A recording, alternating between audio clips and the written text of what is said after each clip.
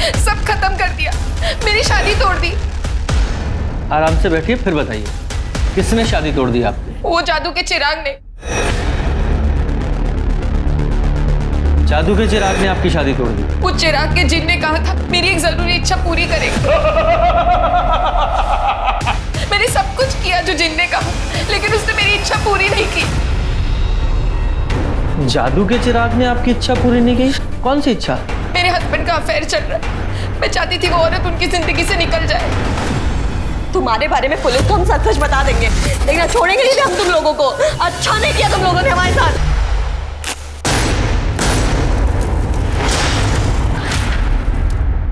नमस्कार, मैं Divyanka Tripathi Dahiya crime petrol सतर्क विमेन अगेंस्ट क्राइम की श्रृंखला में आपका स्वागत करती हूँ। इंसान को अभिमान है कि हम सबसे ज्यादा बुद्धिजीवी हैं। हम एक के बाद एक आविष्कार किए जा रहे हैं, दुनिया ब्रह्मांड को समझ रहे हैं हम, लेकिन शायद इंसानी बुद्धि को समझना इतना आसान नहीं है। हम रॉकेट्स को चांद तक पहुंचाने के रास्ते निकाल लेते हैं, लेकिन इंसान को क्राइम करने से कैसे रोकें, अब तक इस बात का कोई रास्ता ही नहीं निकाल पाया। हर रोज अखबार में एक ना एक खबर होती है कि कभी किसी ने लालच में, किसी ने गुस्से में क्राइम कर दिया। और आप जानते हैं क्राइम्स की तादाद कुछ इस तरह बढ़ चुकी है कि आज हमें अजीब भी नहीं लगता इनके बारे में सुन के, हम आदी हो चुके हैं शायद। लेकिन खैर, आज की क्राइम की कहानी है हैरत अंगेज करने वाली, क्योंकि ये इंसान की मानसिक क्षमता को चुनौती देती है। जिन और जादू की कहानियां हमने हमेशा सुनी है ना, लेकिन अगर जिंदगी के असल मकसद को पूरा करने के लिए कोई इंसान जादू के भरोसे बैठ जाए तो ये हमारी बुद्धि के बारे में क्या दर्शाता है, आप खुद ही समझ सकते हैं।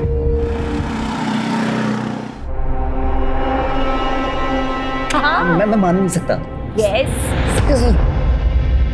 मुझे बिलीव नहीं हो रहा है, सच में। तुम और पता है ऋषि, तुझे मना किया था ना कि आने से, निकल यहाँ से। भाभी, भाभी शर्म नहीं आती तुझे? भाभी, हाउ डेयर यू। तुमसे तो हम बाद में निपटेंगे, और तुम निकलो यहाँ से, निकलो यहाँ से। भाभी निकलो, हमारे घर से निकलो। तो हम छोड़ेंगे नहीं Preeti. Wait and watch. Get out भाभी, गेट आउट। और तुम्हारे समझ नहीं आता या तुम समझने की कोशिश नहीं कर रहे हो कि वो लड़का तुम्हारे लायक नहीं है? क्या तमाशा लगा रखा है यहाँ? ओम, पहले तो ये लड़की उस लड़के से बाहर मिला करती थी, अब वो लफंगा ऋषि इस घर में आने लगा है। एक तो इस घर के हालात ऐसे हैं, पूरा बिजनेस चौपट हुआ पड़ा है। तुम्हारी वजह से हर दिन एक नई आफत खड़ी होती है इस घर के अंदर। तो हमारी लाइफ है, हम कुछ भी करें, आपको क्या करना है उससे? निक्की चुप कर। अपने बड़े भाई से ऐसे बात करते हैं, यही मैंने सिखाया तुझे? हाँ, आप तो रहने दीजिए। और भाभी, हमने आपसे मना किया था ना रूम में आने से। सुन रहे हैं आप? मैं इसके रूम में जा नहीं सकती, लेकिन वो लफंगा ऋषि इसके रूम में जा सकता है। यस राइट, ऋषि लफंगा है क्योंकि आपके और ऋषि की फैमिली में बिजनेस राइवलरी है। वो आपके मायके का मैटर है, तो मैं क्यों डील करूं? निक्की, ऐसी बात नहीं है, वो लड़का तुम्हारे लायक नहीं है। दी, आपकी वजह से ना अगर मेरा और ऋषि का रिश्ता टूटा ना तो बहुत बुरा होगा, सच में बहुत बुरा होगा। निक्की,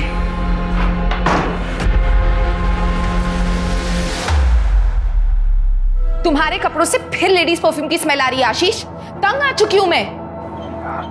तंग तो मैं आ चुका हूं। तुम्हारे ये शक करने के तरीके से मेरा दिमाग खराब हो रहा है। क्या होता है लेडीज परफ्यूम? ये जो तुम टीवी देखती हो ना, यहां से निकल कर तुम्हारे दिमाग में घुस के बस, और कुछ नहीं है। अच्छा, और ये जो तुम्हारे फोन में मैसेजेस हैं उसका क्या? कैसे कैसे तरह के चैटिंग एप्स डाउनलोड कर रखे हैं तुमने, सब पता है मुझे। तुमने मेरा फोन क्यों छुआ? प्राइवेसी नाम की कोई चीज होती है कि नहीं होती है? मैं सिर्फ चैट करता हूँ, कुछ नहीं करता हूँ। ऑफिस में जो थक जाता हूँ ना काम कर करके, कुछ लोगों से बातें करता हूँ बस। लोगों से नहीं, सिर्फ लड़कियों से बात करते हो तुम। हाँ, तो तुम्हारे साथ बात करके मत कौन मानेगा?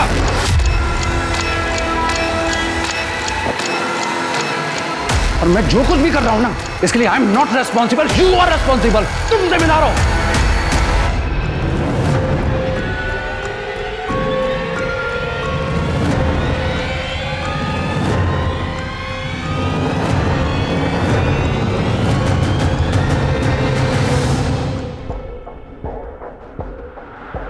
कॉफी।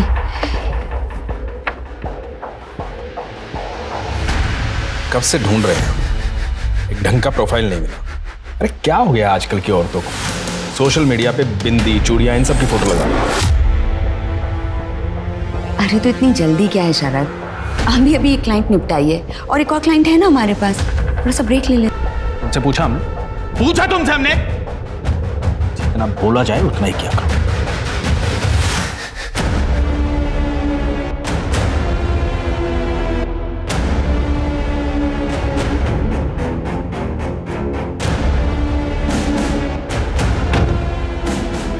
मुझे उससे मिलना है। पहले एक काम करो, ये लो, पहले ये पियो। ये हर बार करना जरूरी है क्या? ये तो प्रोटोकॉल है, जिनका नियम, इसे तो फॉलो करना ही पड़ेगा ना। अच्छा एक काम करो, अपना फोन दो और अब ये पियो आराम से।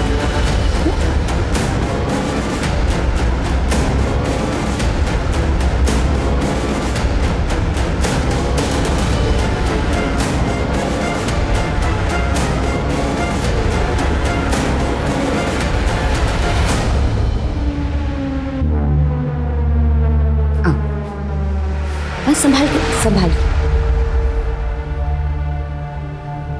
सुमन, वहां क्यों खड़ी हो? यहाँ आओ, देखो चिराग तुम्हें बुला रहा है।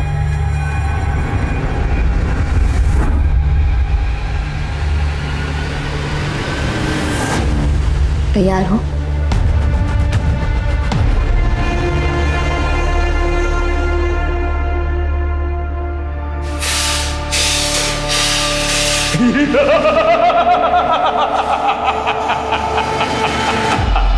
फिर आ गई तू, क्या चाहिए तुझे? घर पे लड़ाइयाँ बंद ही नहीं हो रही हैं। आपने कहा था मेरे पति का अफेयर चल रहा है, लेकिन वो मानने के लिए तैयार ही नहीं है। सबूत देने के बाद भी मुझे साथ जाना होगा। मेरी कीमत चुका और मुझे ले चल। मुझे आपकी मदद की जरूरत है, मैं पैसे दे दूंगी।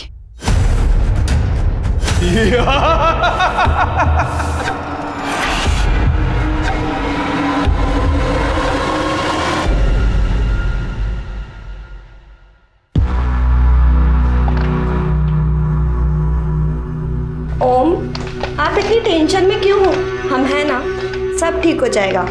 चलो आप हाथ मुंह धो कर आओ, हम खाना लगाते हैं। उठो बाबा, उठो, जल्दी आना।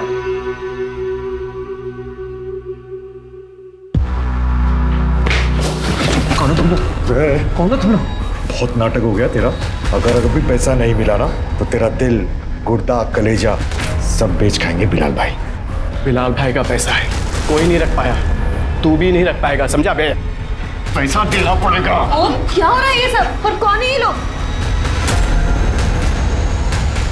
क्या गुंडागर्दी लगा रखी है ऑफिस के अंदर? छोड़ो ने। आओ, अबे क्या बदतमीजी कर रहे हो? भाभी जी को देख रहे हो? एकदम पटाखा लग रही है। बकवास बंद करो। पैसे वसूलने के और भी तरीके हमको मिल गए, खुश रहो। कौन से पेमेंट की बात कर रहे हैं ये लोग? मैं बात करता हूँ जगन भाई। जगन भाई, मैं पैसे लौटा दूंगा, इसी हफ्ते में लौटा दूंगा। आप बिलाल भाई को बोल दो अभी आप जाओ यहाँ से, मैं छोड़ता हूँ।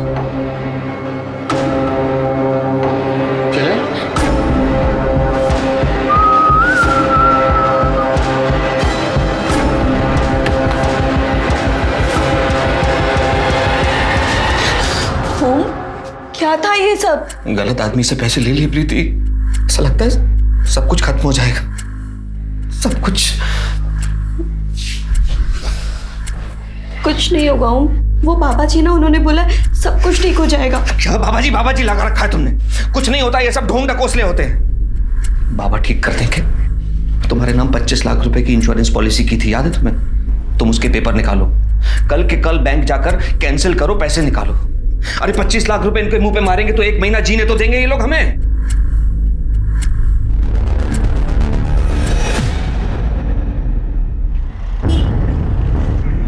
हे भगवान, कहाँ गए ये लोग? अब मैं क्या करूंगी? हेलो, तुम घर पर हो? अभी मिलना है। ओके भैया चलोगे? जी मैडम बैठिए।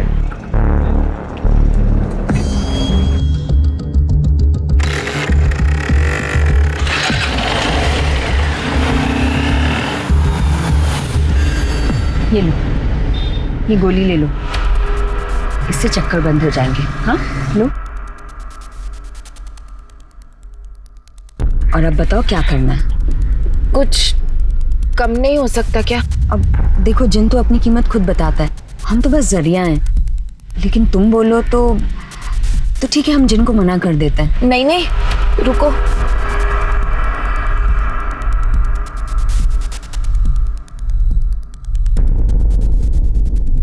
ये गहने और पैसे हैं। बाकी के बचे हुए पैसे मैं आपको जो आपने अकाउंट नंबर दिया था उस पर अभी ट्रांसफर कर देती हूँ। हो गया? ठीक है। मुझे बस वो औरत मेरे पति की जिंदगी से बाहर चाहिए। हो जाएगा, लेकिन याद रहे कि ये बात बाहर किसी को पता नहीं चलनी चाहिए। नहीं चलेगी, लेकिन कब तक सब ठीक होगा? वो जिन कब मिलेगा मुझे? आज रात को तुम्हें चिराग मिल जाएगा और फिर तुम बन जाओगी जिन की आका। फिर तुम जैसा चाहोगी जिन बिल्कुल वैसा ही करेगा। जिन ने तुम्हें अपना आका चुना है।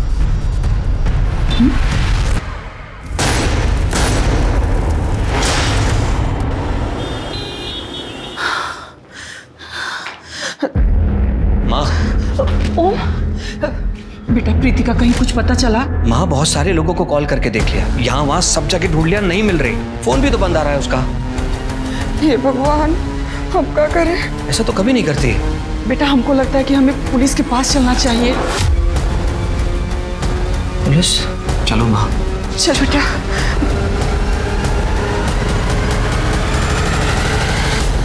सर ये प्रीति है, हमारी वाइफ।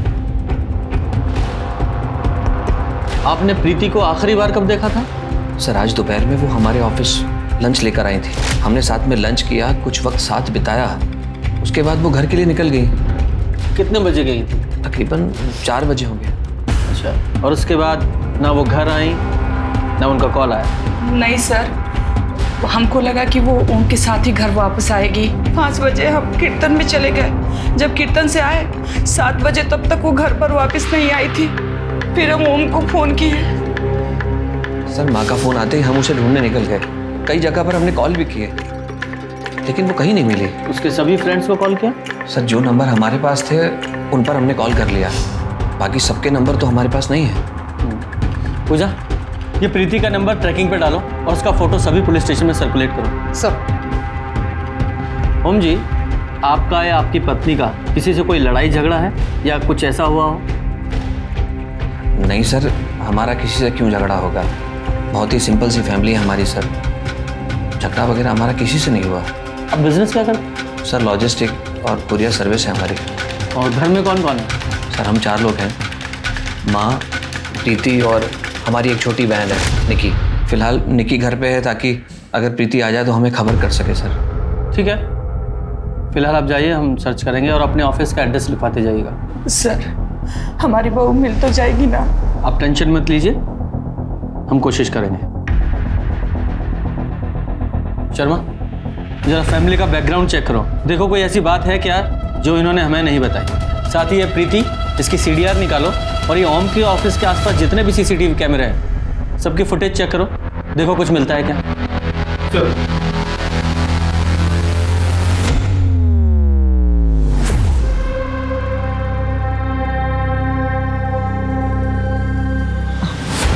आज नहीं, आज हम बहुत थके हुए हैं।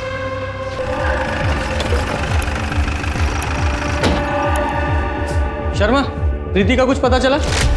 जी सर, ये देखिए, उसके पति के ऑफिस के शॉप में CCTV कैमरा मिला। सर ये फुटेज देखिए। सर वो ऑफिस से निकली और उसने ऑटो ले लिया। इसे हमने ट्रेस किया C ब्लॉक से दुर्गापुर की तरफ।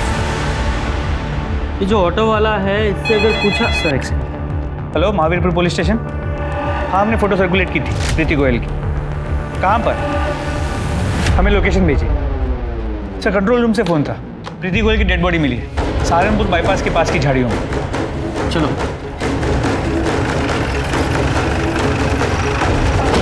किधर है? सर आसपास का पूरा एरिया चेक किया, प्रीति का फोन, आईडी कार्ड, पर्स कुछ भी नहीं है। इसने भी ये किया है, सब कुछ अपने साथ ले गया ताकि इसकी पहचान ना हो सके। और उसकी पहचान मिटाने के लिए ही इसे जलाया गया, लेकिन पूरी तरह से जली नहीं। पेट्रोल डीजल है, जो कुछ भी इस्तेमाल किया था शायद कम पड़ गया हो सकता है। कई बार क्रिमिनल जैसा चाहता है वैसा होता भी नहीं। जरा आसपास चेक करो, कोई सीसीटीवी कैमरा है या किसी ने कुछ देखा हो, कोई एलिबाई। और उसकी फैमिली को इन्फॉर्म करो। मैं जानता हूं सर ये सब किसने किया। जगन और अली ने। बिलाल भाई के गुंडे हैं ये लोग। कुछ दिन पहले ऑफिस में मुझे और प्रीति को धमकाने भी आए थे। और ये बात आपने हमें पहले क्यों नहीं बताई? सर मैंने बिलाल भाई से 80 लाख रुपए लिए थे। इलीगल बैटिंग में हम दोनों शामिल थे, लेकिन ये सब नहीं सोचा था मैंने। हमने तो खुद प्रीति से कहा था कि अपनी इंश्योरेंस पॉलिसी के पैसे विड्रॉल करके बिलाल भाई को दे दे। हमने कहा था बिलाल भाई से कि हम इस हफ्ते में पैसे दे देंगे, लेकिन वो जगन और अली दोनों के नंबर और एड्रेस दीजिए। सर इन दोनों के नंबर नहीं है। बिलाल भाई का नंबर है, मैं दे सकता हूँ। दीजिए। आपकी बेटी नहीं है? सर वो बच्ची है, इसलिए उसे यहाँ लाना हमको उचित नहीं लगा। शर्मा, जिस ऑटो में प्रीति गई थी जरा से फॉलो अप करो। चलो साहब, हमने उन्हें मोती नगर बस अड्डे तक ही छोड़ा था। वहाँ से आगे थोड़ा ट्रैफिक था, इसलिए मैडम पैदल ही निकल गए। वहाँ से कहाँ गई होगी? रोहिणी, हमसे और बर्दाश्त नहीं होता। शशांक हमें बहुत मारते हैं, ये देखो। और हम उनके पास वापस नहीं जाना चाहते रोहिणी। नहीं, तुम्हें अब जाने की जरूरत भी नहीं पड़ेगी। हम है ना, हम सबक सिखाएंगे उसे। हम जैसा कहते हैं बस वैसा करती चली जाओ। देखना, हम तुम्हारी सारी प्रॉब्लम सॉल्व कर देंगे। अब रोना बंद करो।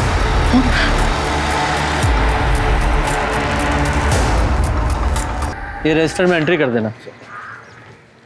सर पता चल गया प्रीति कहाँ गई थी। वो उस दिन मोती नगर गई थी अपनी दोस्त कंचन के पास, और प्रीति का आखिरी कॉल कंचन को ही था। बुलाओ सर। हाँ सर, प्रीति ने हमें कॉल किया था।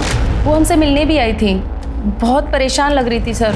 उसको कुछ पैसे उधार चाहिए थे, लेकिन हमारे पास उतने पैसे नहीं थे सर। कितने पैसे मांगे थे उसने? सर 25 लाख। सर कंचन साहब झूठ बोल रही है आपसे। प्रीति क्यों भला उससे पैसे मांगेगी? आप खुद ही सोचिए, मैंने प्रीति से कहा था कि वो अपनी इंश्योरेंस पॉलिसी कैंसिल करवाए और विड्रॉ करके पैसा निकाल ले। मतलब ही नहीं होता पैसे मांगने का। तो सर एक मिनट, हमसे प्रीति ने कहा था कि कंचन ने उससे पैसे मांगे थे। कंचन को पैसों की जरूरत थी और वो चाहती थी कि मैं उसकी मदद करूं, लेकिन हम तो खुद कर्जे में फंसे हुए थे। हम कहां से मदद करते? आपको लगता है कि आपकी वाइफ ने अपनी पॉलिसी को विड्रॉ करके वो पैसे कंचन को दिए होंगे? यस, इसीलिए प्रीति गई थी कंचन के घर पैसे मांगने, वरना आप ही सोचिए वो जाती क्यों। आशीष, तुम्हारी कॉफी रेडी है। हाँ रख दो, मैं नहा के पी लूंगा।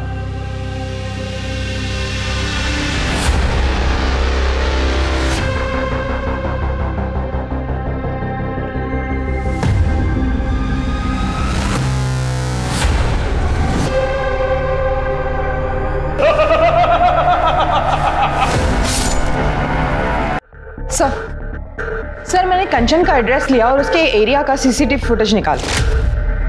सर ये देखिए। सर ये प्रीति कंचन के घर से निकलती है, और सर ये बाइकर देखिए। अरे ये तो प्रीति को घसीटते हुए कहीं लेके जा रहा है। हेलमेट पहना, शक्ल भी नहीं दिख रही है, बाइक का नंबर भी नहीं। पता चला है कौन है? नहीं सर, पता लगा रहे। सर मैंने प्रीति और ओम के कॉल रिकॉर्ड्स, बैंक रिकॉर्ड सब चेक किए। जैसे ओम ने बताया था, उसका कुरियर कंपनी ठीक से चल नहीं रहा था, काफी कर्जे में था। लेकिन जो सरप्राइजिंग बात यह है कि जिस पॉलिसी के बारे में ओम ने बताया था, प्रीति ने वो पॉलिसी 1 हफ्ते पहले ही विड्रॉ कर ली थी। क्या 1 हफ्ते पहले? लेकिन ओम ने तो हमसे कहा था कि उसने पत्नी को कहा है कि वो पॉलिसी विड्रॉ करे। सर उसने प्रीति को 24 तारीख को विड्रॉ करने के लिए कहा था, लेकिन उसने 17 तारीख को विड्रॉ किया। हाँ 1 हफ्ते पहले ही। हो सकता है कि वो झूठ बोल रहा हो, या फिर ये भी हो सकता है कि प्रीति ने बिना ओम को बताया वो विड्रॉ कर लिया हो कंचन को देने के। सर ये भी हो सकता है कि ओम ने पैसे बिलाल को 1 हफ्ते पहले ही दिए थे, लेकिन बाकी के पैसों के लिए उसने प्रीति को, और जब प्रीति नहीं मानी तो उन्होंने प्रीति को, ओम को जो 2 आदमी धमकाने आए थे उनका कुछ पता चला? नहीं सर वो दोनों अंडरग्राउंड खबरियों को काम पे लगा दिया है। ये ओम और उसकी फैमिली की सीडीआर? तो ओम के सारे कॉल बिजनेस कॉल्स, निकी के कॉल उसके बॉयफ्रेंड और उसके दोस्तों को, पर उसके सास के कॉल रिकॉर्ड्स में कुछ सस्पिशियस नजर नहीं है। ये जल्दी से बाइकर का पता करो, हो ना हो ये बिलाल का ही आदमी। सर, लत किसी चीज की ठीक नहीं होती, अच्छे खासे वक्त को खराब कर देती है, और अगर वक्त पहले ही खराब हो तो आपको गुर्बत मिली जाती है। ओम का बिजनेस पहले ही घाटे में जा रहा था, उसके बाद अपनी स्पोर्ट्स बैटिंग की लत के चलते उसने 80 लाख रुपए एक गलत व्यक्ति से उधार ले लिए। सोचिए ऐसा आदमी कितना डेस्परेट होगा, इनफैक्ट कुछ भी करने के लिए उतारू होगा वो। एक तरफ ओम की आर्थिक हालत के चलते प्रीति की मौत हुई, वहीं दूसरी तरफ सुमन अपनी बेअकली के कारण फंसती चली जा रही थी और आगे चल के वो एक बहुत बड़े क्राइम का हिस्सा बनने वाली थी।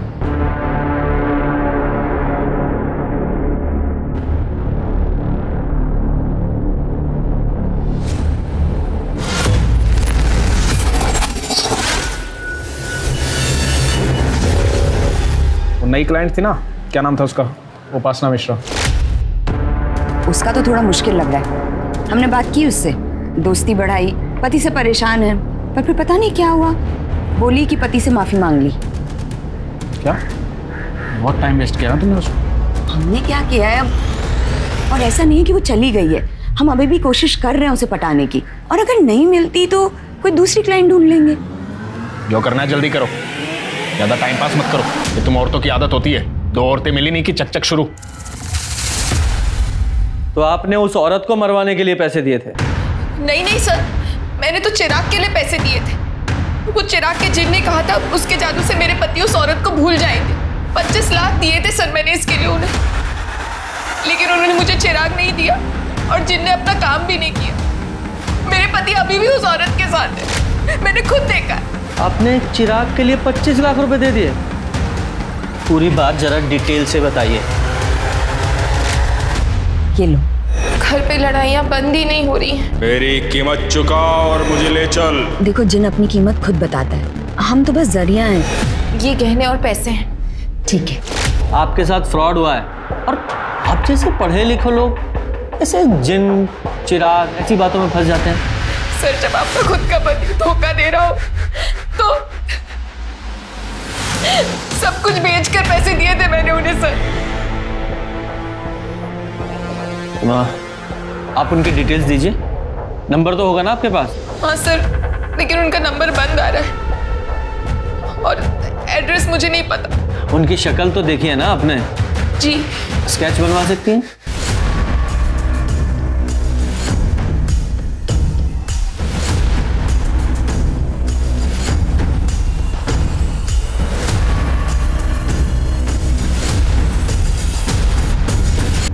सर कंचन के बैंक डिटेल्स चेक किए, उसकी पूरी की पूरी फंडिंग तो एक कॉर्पोरेट कंपनी ने की।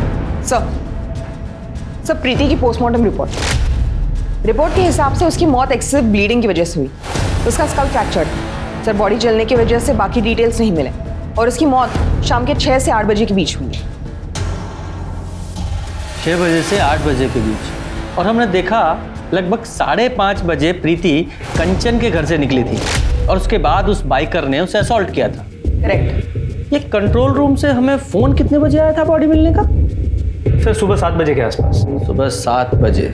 इसका मतलब प्रीति की बॉडी को जलाने के बाद उनके पास शर्त या पेट्रोल कम पड़ा होगा, जो उन्होंने आसपास के ही किसी पेट्रोल पंप से भराया होगा। शर्मा, एक काम करो, रात के 8 बजे से सुबह 7 बजे तक का टाइम फ्रेम लो और जहां प्रीति की बॉडी मिली थी वहां के आसपास के जितने भी पेट्रोल पंप हैं वहां चेक करो कि किस किस गाड़ी ने पेट्रोल भरवाया था। जी sir. Hello, great. Sir Bilal के बंदे पकड़े गए, लेके आओ उन्हें।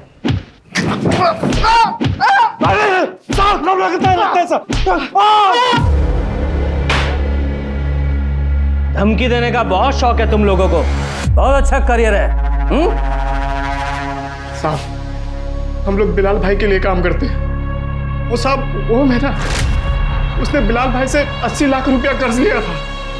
हाँ साहब, पैसे नहीं दे रहा था तो इसके लिए धमकाना पड़ा साहब। कर्ज जब ओम ने लिया था, आप उसकी बीवी के तो बस ऐसे ही बोल दिए थे हम लोग। ऐसे बोल दिया था? जरा वो वीडियो दिखाओ। देखो। सब ये हम लोग नहीं है साहब। तो फिर कौन है? हाँ साहब, ये 5:30 बजे के आसपास का वीडियो है साहब। उस वक्त हम लोग यहाँ पे नहीं थे साहब। साहब उस वक्त हम लोग बाइक पे थे, हिम्मतनगर में। साहब चाहो तो आप वहाँ के कैमरे में देख सकते हो। सच बोल रहे हैं साहब हम लोग। शर्मा, ये हिम्मतनगर के सीसीटीवी फुटेज चेक करो, देखो कितना झूठिया सच बोल रहे हैं। और ये ओम को बुलाओ। सर ये तो रोहिणी है, प्रीति की दोस्त, लेकिन इसका स्केच आप मुझे क्यों दिखा रहे हैं? आप जानते हैं इसे? हाँ सर, ये लगभग 1 महीने पहले ये प्रीति के साथ हमारे घर आई थी। हमारी बात समझने की कोशिश कीजिए। हम आपसे वादा करते हैं, हम आपके पैसे लौटा देंगे। हमें थोड़ा वक्त और दे दीजिए प्लीज बिलाल भाई। ओम, ये रोहिणी है। रोहिणी ये हमारे हस्बैंड है। ओम, जब अभी हम घर वापस आ रहे थे तो हमने इन्हें देखा, इनके पैर में मोच आई हुई है। अरे तो आप बैठिए। अरे बैठाओ इनको यार, इनको डॉक्टर के पास लेके जाना चाहिए। नहीं I'm ओके, लेकिन शायद आप ओके नहीं है। जी एक्चुअली हम एक हीलर और साइकिक हैं। हमें इस घर में सब सही लग रहा है, लेकिन कुछ तो गड़बड़ है, कुछ फाइनेंशियली। हमें इस घर से बहुत डार्क एनर्जीज आ रही हैं। ऐसा कुछ नहीं है, आपको कुछ गलतफहमी हुई है। अच्छा प्रीति, हमें काम से बाहर जाना है, आप प्लीज मेहमान का ध्यान रखिए। जी सर। उसके बाद हम घर से चले गए कुछ ज़रूरी काम के लिए, लेकिन बाद में प्रीति ने हमें बताया कि रोहिणी ने कुछ क्रिस्टल्स और ज़रूरी सामान लाने के लिए कहा था और हमने गौर नहीं किया। क्रिस्टल? उसने कुछ जिन्न या जादुई चिराग के बारे में बात की थी। जिन्न? कैसी बात कर रहे हैं सर आप? आज के ज़माने में कौन मानता है ये सब? हाँ, पर उसने ये ज़रूर कहा था कि इस घर में सब कुछ ठीक होने वाला है, जादू की तरह। ये सुमन के साथ साथ इनकी पत्नी प्रीति के साथ भी फ्रॉड हुआ है। पर सर वो लोग प्रीति को मारेंगे क्यों? I mean, सुमन के साथ तो उन्होंने कुछ नहीं किया। हाँ, ये फ्रॉड करने वाले अक्सर मर्डर वगैरह से बचते हैं, लेकिन वो बाइकर, शर्मा उस बाइकर की जरा वीडियो दिखाओ इनको, जरा देखकर बताइए इस बाइकर जो आपकी बीवी को असॉल्ट कर रहा है, आप पहचानते हैं इस बाइकर को? सर ये तो ऋषि है, मेरी बहन का बॉयफ्रेंड, और ये अक्सर इसी तरह के जैकेट्स पहनता है। सर कुछ दिनों पहले हमारे घर में झगड़ा हुआ था इसकी वजह से। प्रीति ने खुद घर से बाहर निकाला था इसे धक्के देकर। शर्मा इस बाइकर को उठा के लेके आओ। सर।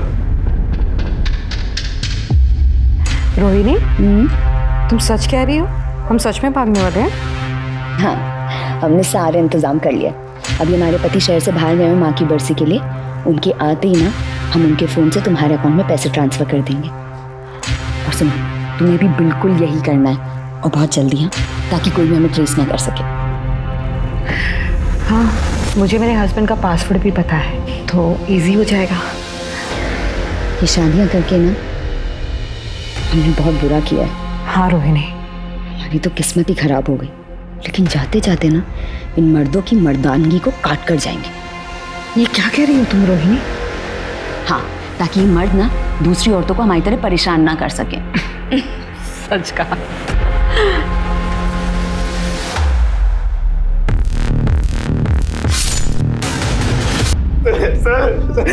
तेरी बाइक, तेरी जैकेट, तेरी फोन की लोकेशन सब कुछ मैच हुआ है। जहाँ प्रीति की बॉडी मिली थी उस लोकेशन से। नहीं सर प्लीज, हमने उसका मर्डर नहीं किया सर, प्लीज मेरी बात सर, प्लीज मेरी बात। तो ये वीडियो देख, वीडियो दिखाओ इसे। ये प्रीति को बाइक पर तू ही घसीट रहा है ना? सर हम बस उससे बदला लेना चाहते थे, उसने हमारी इंसल्ट की थी, बस उसको डराना चाहते थे सर। उसके बाद हम सीधे हॉस्पिटल ही गए थे सर। अगर आपको हमारी बात पर यकीन है, प्लीज आप हॉस्पिटल जाके पूछ लीजिए सर। प्लीज हम सच कह रहे हैं, हमने प्रीति का मर्डर नहीं किया सर, प्लीज सर। सर हमने अस्पताल से वेरीफाई किया, ऋषि अस्पताल करीब 6:15 बजे पहुंचा था और फिर रात भर वही था। 6:15 बजे? इसका मतलब ऋषि ये प्रीति को नहीं मार सकता। ये पेट्रोल पंप के सीसीटीवी चेक किए? जी सर, रोहिणी की गाड़ी मिल गई है, सुमन ने गाड़ी को पहचान भी लिया, लेकिन सर उस गाड़ी में रोहिणी के साथ कोई आदमी भी था। और उन्होंने पेमेंट कैसे किया था? सर क्रेडिट कार्ड से, लेकिन क्रेडिट कार्ड किसी मनीषा सिंह के नाम पर था। ऑफ कोर्स, नाम तो अलग होना ही था। इस गाड़ी की डिटेल्स ट्रैफिक पुलिस को फॉरवर्ड करो। जी सर। सर सेक्टर 6 में एक बंगलों के बाहर एक औरत की लाश मिली है, पड़ोसी ने फोन किया था। ऐसा मत करो आशीष। क्यों नहीं करो ऐसा? पहले तो तुम बगैर बात के मुझ पर शक करती रही, बिना किसी मतलब के, और अब तुमने किसी और के कहने पर मेरे 25 लाख रुपए मुझसे बिना पूछे तुमने किसी और को दे दिए। मैं तुम पे कैसे भरोसा करूं? I can't trust you, I can't trust you. और ना मैं तुम्हारे साथ रह सकता हूं, मुझे माफ करो, it's over. Ashish, it's over. Ashish please.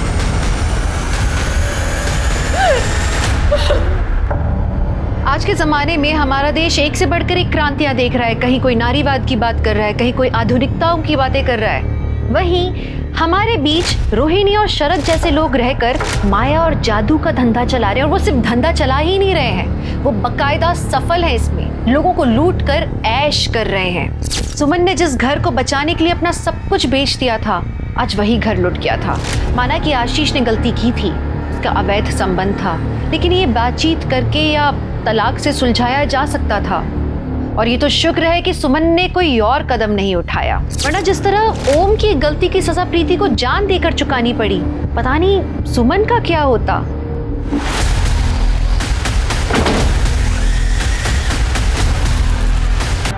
Sir, body पर 3 स्टैब वुंड्स हैं, बाकी कोई निशान नहीं है। लगता है किसी ने बहुत जल्दबाजी और गुस्से में मारा है। सर, और पैसे भी नहीं है। पैसे भी यही हैं, मतलब चोरी का मामला भी नहीं है।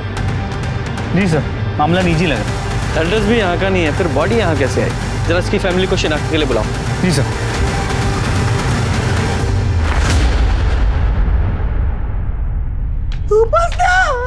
मेरी बच्ची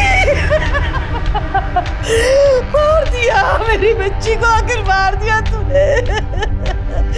साहब, इसने मारा मेरी बच्ची को, इसने मारा मेरे बच्चे को। अम्मा, हमने कुछ नहीं किया है। क्या नापशना बक रही हैं आप? क्या बक रही हूँ? हाँ?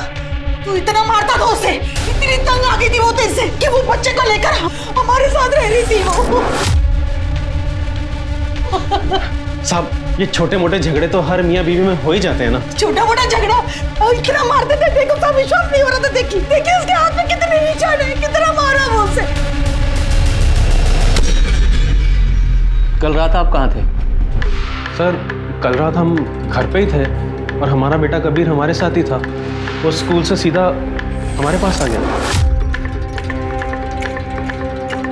मेरी बेटी ने कितने मन्नतें मांगी, कितनी बार पूजा की अपना घर बचाने के लिए, लेकिन इंसान में नहीं। पूजा, जरा वो स्केच दिखा।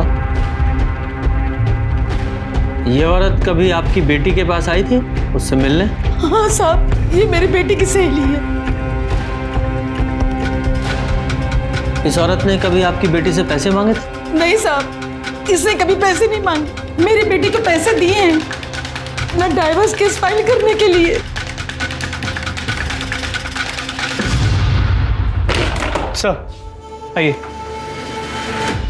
सर, ये दयाल जी है, उपासना की बॉडी जिस बंगलो में मिली थी उसके मालिक। सर, 3 महीने पहले मैंने अपना जो बंगला किराए पर दिया था मनीषा और शरद को, ये रहा उसका एग्रीमेंट पेपर। मनीषा और शरद से? लेकिन ये मनीषा की फोटो की जगह तो रोहिणी की फोटो है। इन दोनों के फोन नंबर्स तो होंगे ना आपके पास? हाँ सर, है ना, पिछले हफ्ते ही बात हुई थी। चलो, ये देखिए उनके नंबर।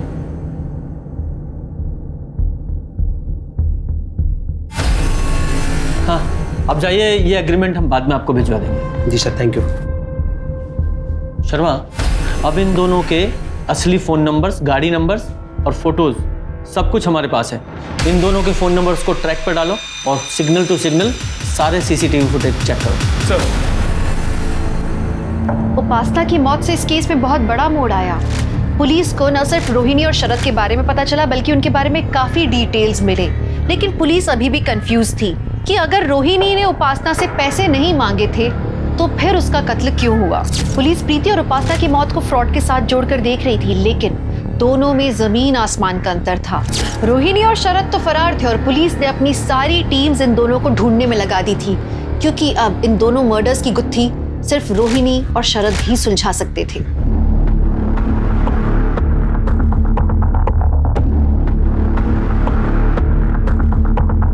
सर, उनकी कार बीड़पुर से सरसावा की तरफ गई, लेकिन उसके बाद में आगे नहीं दिखी। ये वहाँ की भीड़ चौकी से कांटेक्ट करो, वहाँ के जितने भी होटल सराय हैं सबकी डिटेल्स निकालो। ये लोग इतनी जल्दी घर तो ले नहीं सकते, किसी होटल में ही होंगे और वहीं प्लान कर रहे होंगे। चेक करो। सर, हमारी वजह से, तुम्हारे कहने पर इतने सालों से भी गलत धंधे करते रहे वो सब। आज तक जो कहा वही करते आए हैं, लेकिन फिर भी एक बार भी प्यार से बात नहीं की हमसे तुमने। अब हम और नहीं सही। अब तुम तुम्हारे रास्ते और हम हमारे रास्ते।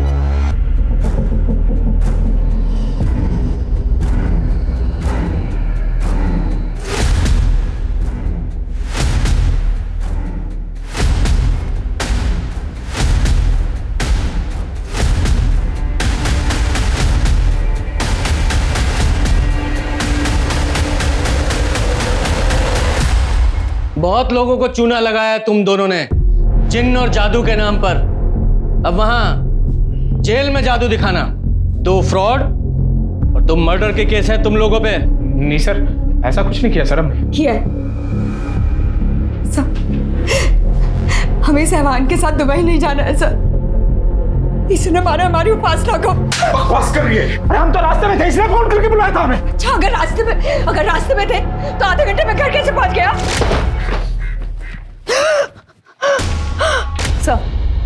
सर, शरद की फोन से एक वॉइस रिकॉर्डिंग मिली है। ये शादियां करके ना हमने बहुत बुरा किया है। हाँ रोहिणी, हमारी तो किस्मत ही खराब हो गई। लेकिन जाते जाते ना इन मर्दों की मर्दानगी को काट कर जाएंगे। अब बोल, इस रिकॉर्डिंग के बारे में क्या कहना है?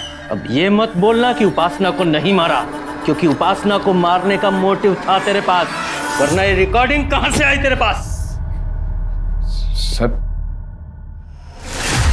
हमें पता था इसके और उपासना के बारे में। कई बार साथ देखा था इनको, शक था हमें। मैं रिकॉर्डिंग छुपा के रखा था, सब कुछ सुना। बहुत गुस्सा आया सर। अरे मारना होता तो अपनी वाइफ को मारते हम। उपासना क्यों मारते सर? और वो प्रीति, उसको भी तुम ही लोगों ने मारा ना? झूठ मत बोलना, क्योंकि तुम्हारे फोन्स की लोकेशंस हैं हमारे पास, ठीक उसी समय की जब प्रीति का मर्डर हुआ। तुम दोनों के फोन की लोकेशन उसी समय उसी जगह पर है। सच बोलो वरना खाल उधेड़ूंगा तेरी। बोलो, बोल। जी, प्रीति को हम दोनों ने मारे सब। जब हम सुमन को छोड़कर वापस जा रहे थे, प्रीति ने हमें देख लिया था। तुम लोगों को हम छोड़ेंगे नहीं। हमसे सारे पैसे भी ले लिए और वो चिराग भी नहीं दिया, और तुम्हारे जिन ने कोई काम भी नहीं किया। मुझे चुपचाप वो चिराग दो। हाँ, लेकिन थोड़ा टाइम तो लगता है ना। देखो, हमें किसी भी कीमत पे वो चिराग चाहिए। चलो। अच्छा ठीक है, रिलैक्स। आप रिलैक्स कीजिए और आप ये पानी पीजिए। हमें कुछ नहीं पीना है, आज हम होश में जाएंगे। चलो। अरे बा, पानी तो पीजिए। हमने कहा ना चलो। चलो तुम। तो प्रीति के फोन की लोकेशन हमें इसलिए नहीं मिली क्योंकि तुमने उसका फोन स्विच ऑफ कर दिया था। नहीं सब, हमने देखा था प्रीति का फोन टूट गया था। सर, जब ऋषि बाइक पर जाकर प्रीति को असॉल्ट कर रहा था, शायद तब उसका फोन टूट गया होगा। और उसके बाद प्रीति को अपने घर पे ले गई। तुम्हारे बारे में पुलिस को हम सच सच बता देंगे। देखना, छोड़ेंगे नहीं थे हम तुम लोगों को। अच्छा नहीं किया तुम लोगों ने हमारे साथ।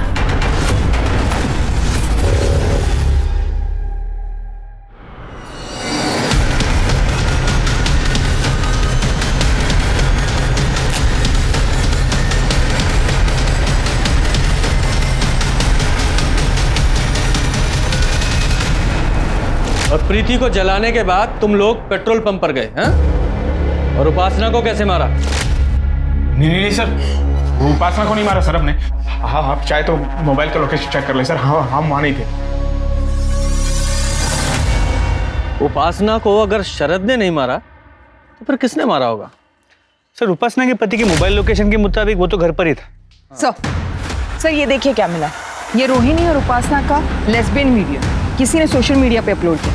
सर, इसमें चेहरे तो ब्लर है, लेकिन ये जो घर है वो उपासना की माँ के घर से मैच करता है। मैंने चेक किया। वीडियो का सोर्स चेक करो।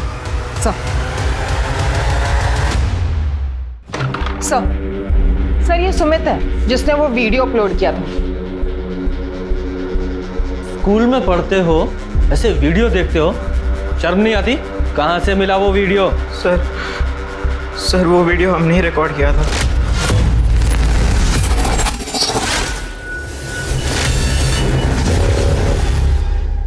न्यू विद्या स्कूल। इस स्कूल में तो नितिन और उपासना, उनका भी बेटा पढ़ता है ना? हाँ सर, कबीर। जब हम वो वीडियो रिकॉर्ड कर रहे थे, कबीर भी वहीं था सर। अंकल, मैंने उन्हें देखा था जब मैं स्कूल से घर आया।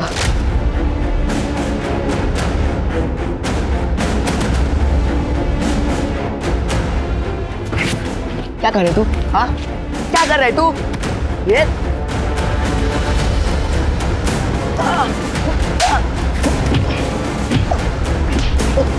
सुन, अब से तू हमको ये वीडियो बना के देगा, वरना हम सबको बता देंगे तेरी माँ क्या कांड करती है, समझा?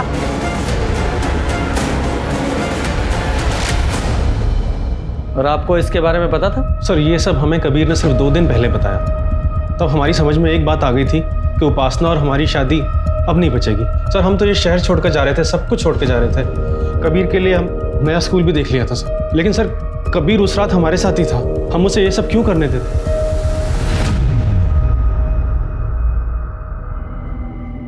ठीक है, फिलहाल आप जाइए, बाद में बुलाते हैं। इन बाप बेटों में से कोई ना कोई तो झूठ बोल रहा है। जरा पता करो कि ये कबीर अपने बाप के घर किस समय गया था। सर कबीर की नानी से बात, उसने कहा कि कबीर सुबह स्कूल के लिए घर से निकला था, लेकिन बाद में वापस आया नहीं। शाम को उसने फ़ोन करके बताया कि वो अपने पापा के घर जा रहा है। इसका मतलब ये कबीर स्कूल यूनिफॉर्म में ही अपने फादर नितिन के यहाँ गया था। लेकिन आज सुबह जब मैंने देखा तो उसकी यूनिफॉर्म काफ़ी नई लग रही थी। जरा चेक करो कि इस कबीर ने या नितिन ने नई स्कूल यूनिफॉर्म खरीदी है क्या?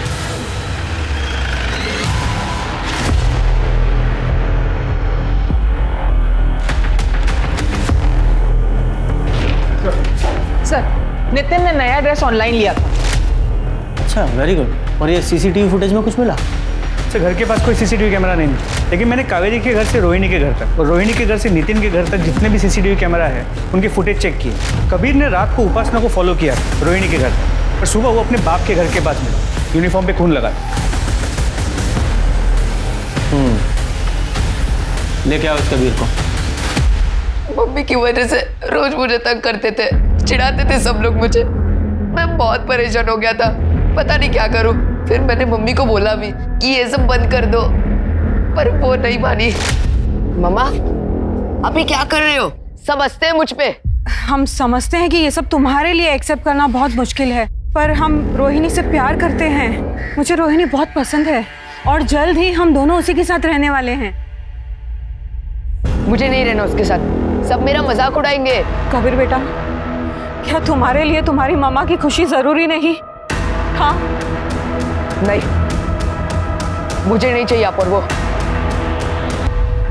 बेटा, दोस्त वो नहीं होते जिनके डर से या जिन्हें इम्प्रेस करने के लिए हमें कुछ करना पड़ता है। कुछ दोस्तों के डर से तुमने एक ऐसे इंसान की जान ले ली जो जिंदगी में तुम्हें सबसे ज्यादा प्यार करती थी। पूजा, इसे जुवेनाइल होम भेज दो। सुमन और प्रीति ने अपनी परिस्थितियों से परेशान होकर शॉर्टकट चुना। उन्हें लगा कि जादू टोने से, माया से उनकी परेशानियां खत्म हो जाएंगी। प्रीति, ओम और सुमन के पास विकल्प था जिससे उनकी समस्याएं जरूर खत्म हो सकती थीं, लेकिन उन्होंने जादू जैसे अवैज्ञानिक रास्ते को चुना। क्या ये ठीक है? रोहिणी और उपासना दोनों अपनी शादी से, अपने पतियों से परेशान थी। दोनों उन्हें छोड़कर आगे बढ़ना चाहती थी, लेकिन अनजाने में उनका प्यार कबीर के लिए आफत बन गया।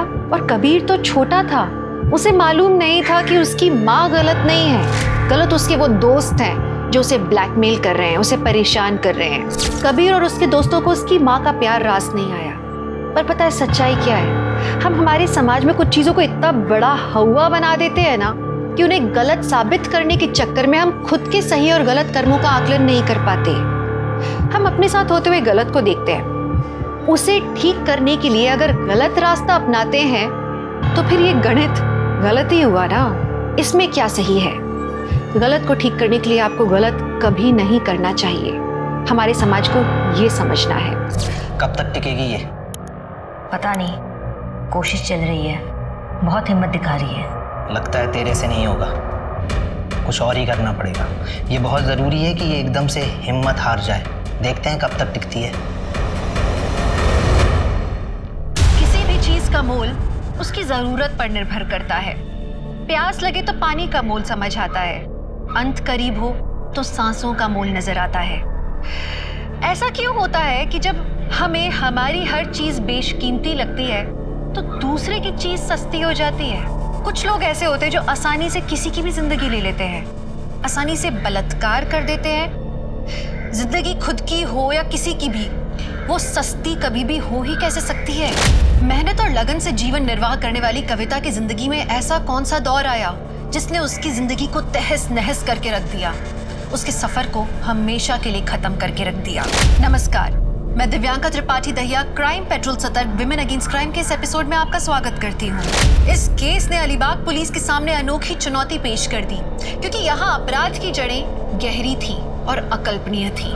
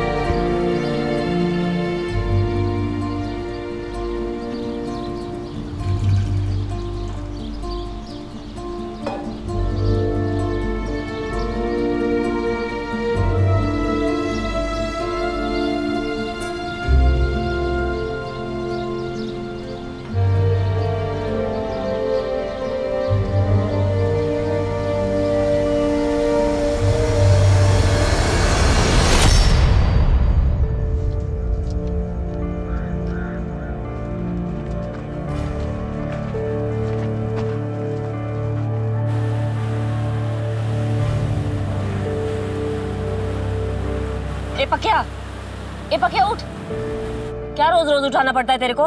चल ठेला खोल, जल्दी कर।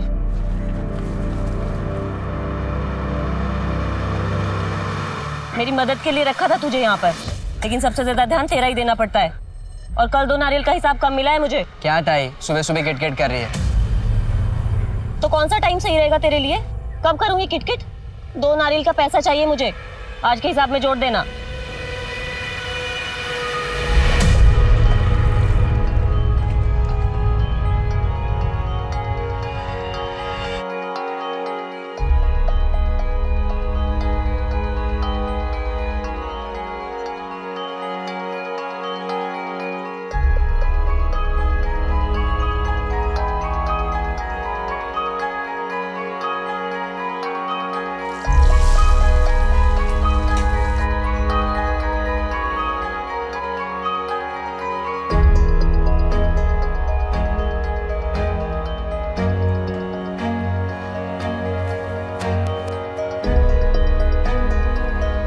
संदीप बेटा उठ, उठ ना, 8 बजने वाले हैं, स्कूल जाना है ना?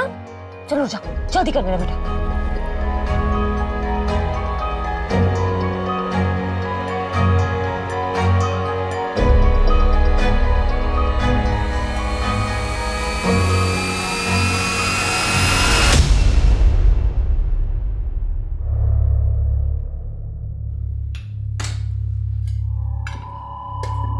संदीप, ले तेरा टिफिन, जल्दी जा। हाँ बाय बाय।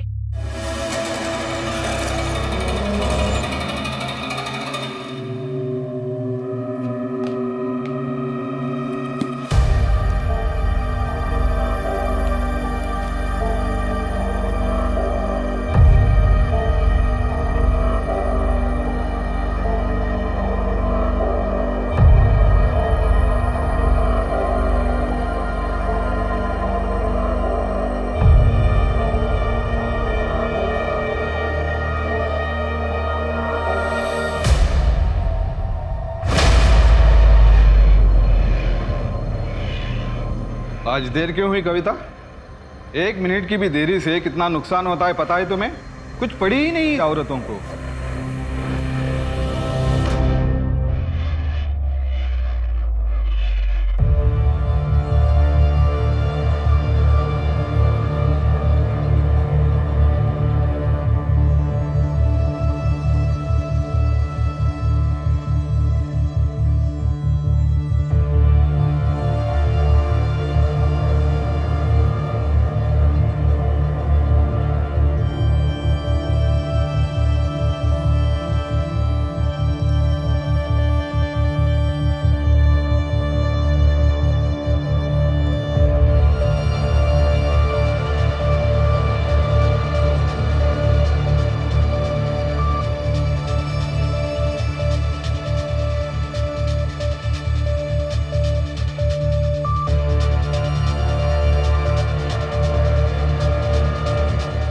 ये ऐसा नहीं, ये ऐसे होगा।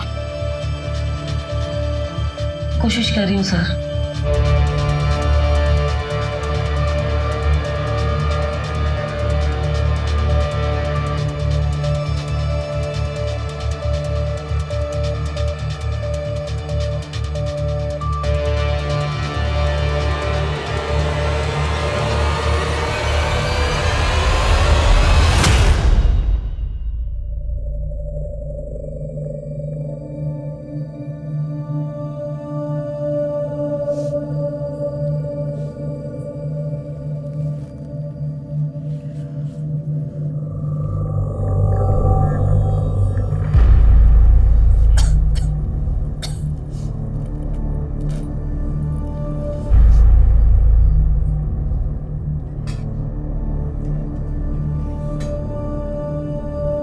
वो मैं सोच रही थी कि घर के लिए एक छोटी सी पूजा रखवा लेते हैं। नमक कितना डाला है तूने दाल में और क्यों करवानी है पूजा? घर की शांति और भलाई के लिए। जितनी अपनी अकल और हैसियत है ना उतना ही करने का। तो कहाँ से आएंगे पैसे? मैं मैनेज कर रही हूँ ना। और क्यों नहीं आ सकते इतने पैसे?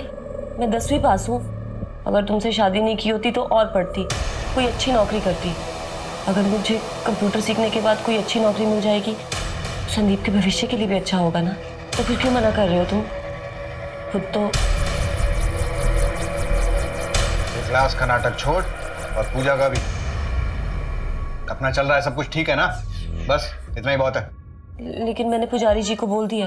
अरे तो पुजारी को मैं समझा दूंगा।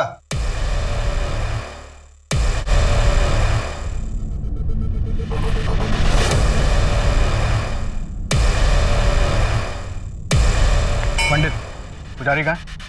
वो अंदर पूजा में बैठे हैं। पुजारी, मेरी बीवी आई थी क्या इधर, कविता? जी हाँ, मैं ही आपके घर पर पूजा की तैयारियां कर रहा हूँ। कोई जरूरत नहीं, पूजा कैंसिल। जी, कोई समस्या? अरे समस्या आप हैं, आप जैसे लोग हैं जो भगवान का नाम दिखाकर हमें डराते रहते हैं, गरीब लोगों का शिकार करते रहते हैं। और मेरी बीवी, मैं तो है ही अकल की कमी। देखिए आप शांत रहिए। क्या कर रही हो तुम? माफी मांगो इनसे। अरे मैं क्यों माफी मांगू? माफी तो इन्हें मांगनी चाहिए। मेरे घर में क्या होगा ये मैं तय करूंगा ना, ये नहीं करेंगे। सारी दुनिया से झगड़ा, गैस वाले से झगड़ा, केबल वाले से झगड़ा, पड़ोसियों से झगड़ा, अब ऊपर वाले से भी झगड़ा।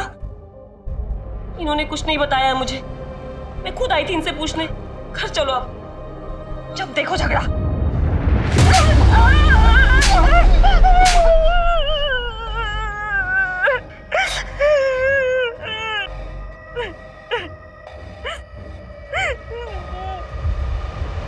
सॉरी, देख बोला ना सॉरी। तू समझ ना, सॉरी।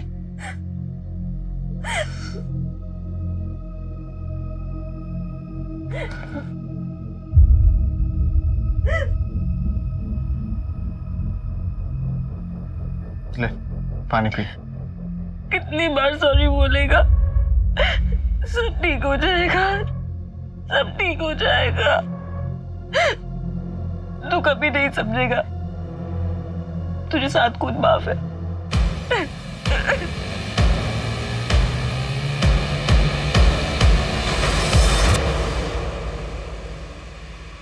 जल्दी कर, जल्दी, मरनी नहीं चाहिए।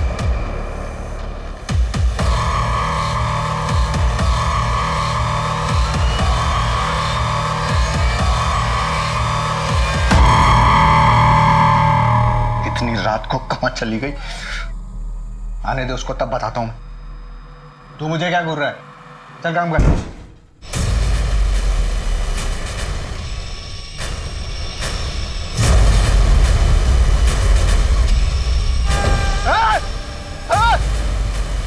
कविता, कविता, बेटा, कविता। पापा, माँ को क्या हो गया? माँ, कोई एम्बुलेंस बुलाए। Hello, police station? क्या बताइए। हाँ,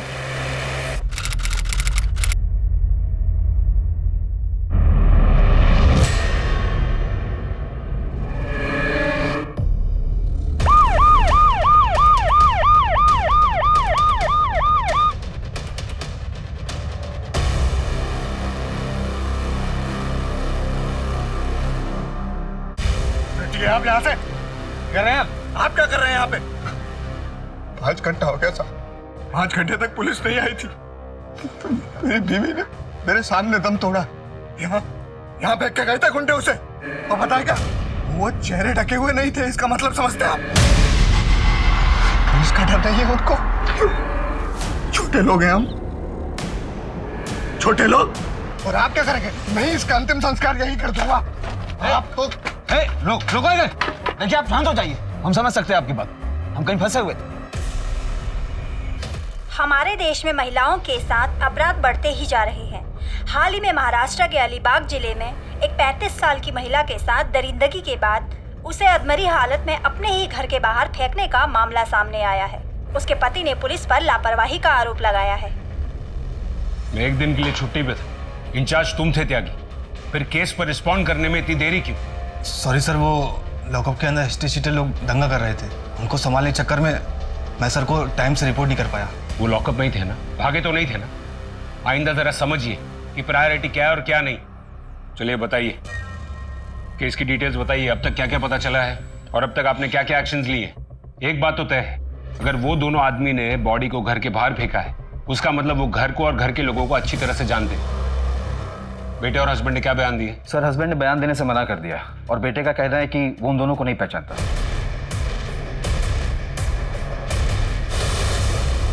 सर, उसने बताया कि टेम्पो का रंग सफेद था, दोनों आदमी सांवले और मीडियम हाइट के थे। टेम्पो का नंबर उसे याद नहीं है सर। मैंने ट्रांसपोर्ट डिपार्टमेंट से इन्फॉर्मेशन मांगी है सर, नाकाबंदी भी करवा दिया मैंने। सर, बॉडी को पोस्टमार्टम के लिए पहुंचा दिया गया है। मोबाइल रिकॉर्ड्स और जीपीएस लोकेशन रिपोर्ट्स कल तक आ जाएंगे। इस केस पर जल्द से जल्द रिजल्ट्स चाहिए। जी सर। और एक बात सर, हस्बैंड ने कुछ जाति भेद का आरोप लगाया था। छोटे लोग हैं हम, छोटे लोग। उस रात में पता चला कि काफी सिरफिरा किस्म का आदमी है, पत्नी को मारता था, सबसे झगड़ा मोल लेता था। और कुछ दिन पहले तो एक मंदिर के पुजारी का खुलेआम अपमान भी किया था उसने। कोई समस्या है? अरे समस्या आप हैं, आप जैसे लोग हैं जो भगवान का नाम दिखाकर हमें डराते रहते हैं। सर, कहीं ऐसा तो नहीं कि पति के व्यवहार की वजह से उसे सबक सिखाने के लिए अपराध किया गया हो? लेकिन इस केस में एक और सवाल कि कविता के साथ इतनी बेरहमी क्यों?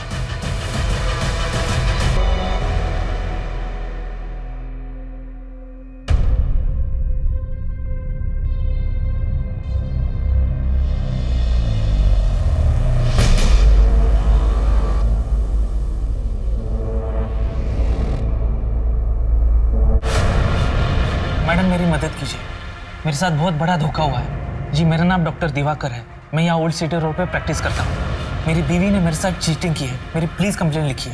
चीटिंग? क्या मतलब? जी, मेरी बीवी डॉक्टर कामिनी मेरे 25 लाख और जेवरात लेके गायब हो गई। सर, पोस्टमार्टम में गैंग रेप कंफर्म हुआ है, लिखा है कि 4 से 5 लोग। और एक बात है सर, रेप के बाद लोहे के हथियार से इंटरनल पार्ट को डैमेज किया गया है। मौत का कारण इंटरनल ब्लीडिंग है सर। और सर, टेम्पो की अभी तक कोई रिपोर्ट नहीं मिली। सर, कविता के फोन रिकॉर्ड्स और जीपीएस लोकेशन रिपोर्ट आ गई है। ये लगभग उसके रोजमर्रा के रूटीन से मैच तो कर रहा है। बस ये एक 14 तारीख का दिन है, उस दिन पैटर्न थोड़ा अलग है। ये देखो, 2 बजे के करीब काम से निकलने के बाद और क्लास से पहले वो यहाँ शिवाड़े नगर गई। हेलो, पता करो कि वो वहाँ क्यों गई थी और किससे मिलने गई। Okay sir. और सर, ये देखिए, 14 तारीख को रात को 9:30 बजे कविता वापस पापड़ फैक्ट्री गई थी। लेकिन वो तो वहाँ शाम 5 बजे तक ही काम करती है ना? हाँ सर, यही इन्फॉर्मेशन मिली अभी तक। फिर उस दिन अचानक ऐसा क्या हुआ कि उसको वापस जाना पड़ा?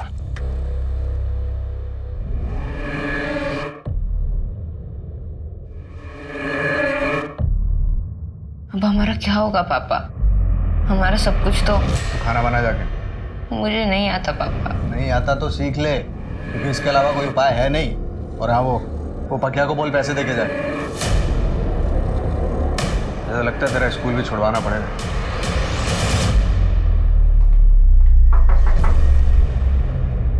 देखिए, मैं समझता हूं कि आप लोग परेशान होंगे, लेकिन आप लोगों से बात करनी जरूरी है। आप समझ रहे हैं ना? आपको किसी पर कोई शक होता तो बता नहीं देता। देखिए, मैं आपसे तमीज से बात कर रहा हूं, इसलिए आप भी तमीज से बात करें। आप यहाँ पर कोऑपरेट करेंगे या फिर पुलिस स्टेशन जाकर बात करें? आपकी बीवी के जीपीएस रिकॉर्ड के मुताबिक उस दिन रात को वो घर आई और फिर से रात को घर से निकली और काम पर गई। काम पर? नहीं सर, कविता तो घर पे ही थी। वो तो संदीप फोन लेके गया था रात को 9 बजे। मतलब ये कि हमारे पास एक ही फोन है और वो फोन रात को 9 बजे संदीप लेके गया था बाहर। बोल रहा था दोस्तों से बात करनी। संदीप कब तक आएगा बेटा? माँ मैं आ जाऊंगा ना, अब बच्चा नहीं रहा मैं। ये क्या हो गया तुझे? ए संदीप! उसके बाद मैं 10:30 बजे तक सो गया और तब तक तो कविता घर पे ही थी। फिर संदीप ने मुझे 12:30 बजे जगाया। पापा, पापा, मम्मी घर पर नहीं है। कहाँ चली गई? हमने थोड़ा वेट किया, उसके बाद मैं उसको ढूंढने बाहर निकल गया, लेकिन फिर वो मिली नहीं। मैं वापस लौट आया। उसके बाद तो आपको सब पता ही। और फिर 2:30 बजे के करीब बॉडी घर के बाहर फेंकी गई। अब सवाल ये है कि संदीप, उस रात तुम अपने माँ के काम करने की जगह पर क्या कर रहे थे, और वो भी तब जब वो घर पर ही थी? सच बोलना बेटा।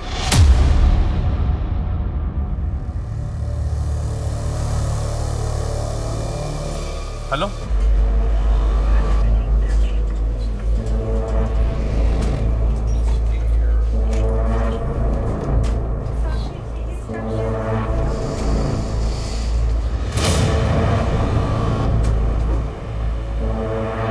मुझे यहाँ क्यों लाया गया है और मैं यहाँ कैसे? कामिनी, ये नाटक करना बंद करो। ये आदमी कौन है और इतना चिल्ला क्यों रहा है? आप इन्हें नहीं जानते?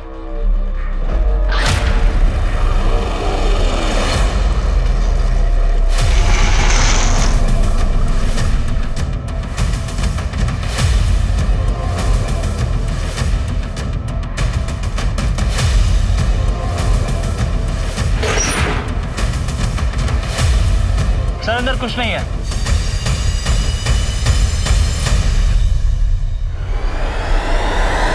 क्यों नहीं रहा? बताना। मैं फिर से पूछ रहा हूँ बेटा, तुम उस रात वहां क्या कर रहे थे? देखो, टैलेंट तो इंडिया में भरा पड़ा है, लेकिन अगर इस इंडस्ट्री में आगे बढ़ना है तो बंदे को सिर्फ टैलेंटेड नहीं, स्मार्ट भी होना चाहिए। तेरी माँ को लगने लगा है कि जो चाहे वो कर सकती है। कंप्यूटर करना है उसे, सब जानता हूँ।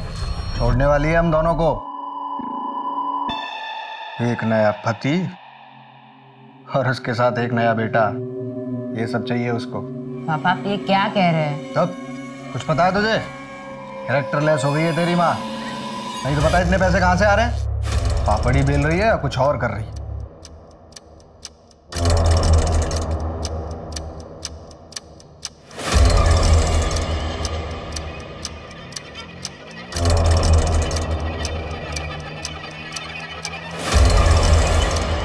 कुछ दिनों पहले मेरी माँ ने मुझे कुछ बताया था। संदीप,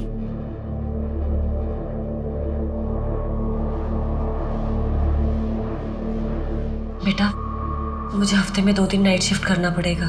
कंप्यूटर क्लास के पैसे भी देने हैं। तेरा भी तो ट्यूशन का फीस बढ़ गया है ना। घर के भी कितने खर्चे हैं बेटा। रात को जब तेरे पापा सो जाएंगे तो मैं निकल जाऊंगी। तू अपने पापा से कुछ कहेगा तो नहीं? कराई शपथ। रात को वापस क्यों जाना है? बेटा बोला ना नाइट शिफ्ट है, ठीक है?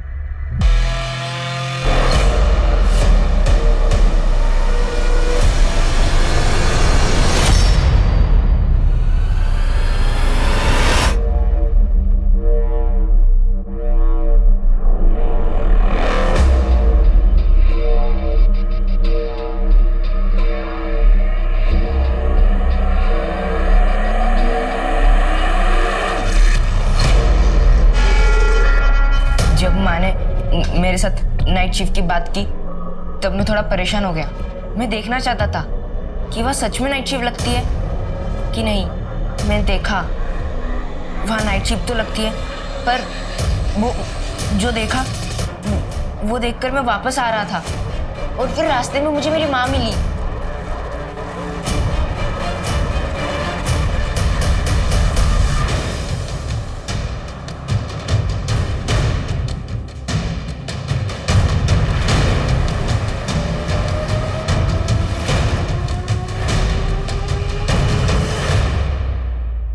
दिवाकर? तो क्या आप इन्हें जानती हैं? जी मैडम, ये मेरा पति है। क्या आपको ये समझ में नहीं आ रहा है? दिख नहीं रहा है कि ये नाटक कर रही है? पहले याददाश्त का खो जाना, फिर वापस आना, ये सब इसकी एक चाल है। मेरे घर से पैसे और जेवरात लेकर कहीं छिपा दिए हैं और अब सब ये नाटक करके हमें गुमराह कर रही है। नाटक मैं कर रही हूँ, तुम कर रहे हो? कराड़े। ये सर। वो हिस्ट्री सीटरों की नई वाली फाइल आई? ये सर। सर ये वो फाइल। पापा ठीक कहते हैं कि तुम कैरेक्टर लेस हो, इसलिए वो तुम्हें मारते हैं। और मैं पापा को जाके सब बता दूंगा कि तुम नाइट शिफ्ट करने वाली हो। और मुझे पता है तुम्हें नाइट शिफ्ट क्यों करना है, और मैंने देखा नाइट शिफ्ट पर क्या क्या होता है। बदतमीज, क्या बकवास कर रहा है ये? और क्या देख लिया तूने? अब चुपचाप घर जा और फोन दे मेरा। तूने कहा था तुझे तेरे दोस्त से बात करनी है, अब अपनी माँ से झूठ भी बोलने लगा है। झूठ तो तुम बोल रही हो माँ। संदीप,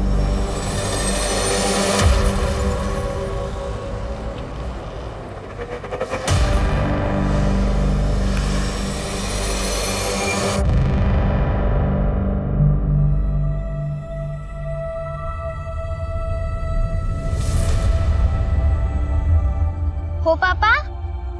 याद रखना कविता, जिंदगी में सबसे बड़ी चीज है सम्मान। उसके बिना कुछ भी नहीं है।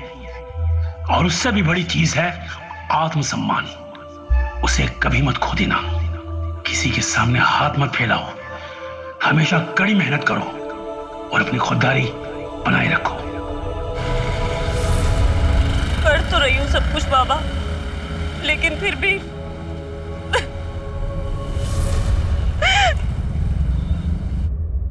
वहां पे जासूसी करता है, शर्म नहीं आई तुझे? पर आपने तो बोला। चुप शोर जी, बस। मैडम, नाटक तो ये कर रहा है, सब चोरी इसी ने किया है, क्योंकि इसका अफेयर चल रहा है, वो भी एक 15 साल छोटी जूनियर डॉक्टर के साथ, पिछले 4 साल से। इसे लगता है कि मैं कुछ नहीं जानती, पर मैं सब कुछ जानती थी। और अब मुझे रास्ते से हटाने के लिए मुझ पर झूठा आरोप लगा रहा है। मैडम, इसी ने मुझे कुछ ड्रग दिया होगा, जिसकी वजह से मेरा टेम्परेरी मेमोरी लॉस हो गया होगा।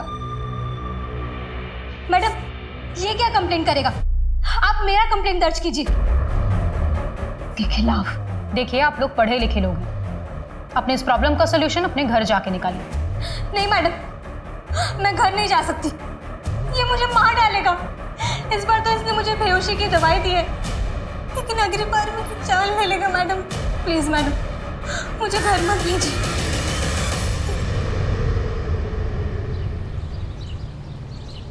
बाबा चाय। बेटा कब तक रुकना होगा मुझे यहाँ? बस 2 दिन बाबा, उसके बाद 6 महीने पूरे होने वाले हैं। चिंता मत कीजिए, घर पर सब ठीक है, मैं सब संभाल रहा हूँ, माँ भी ठीक है।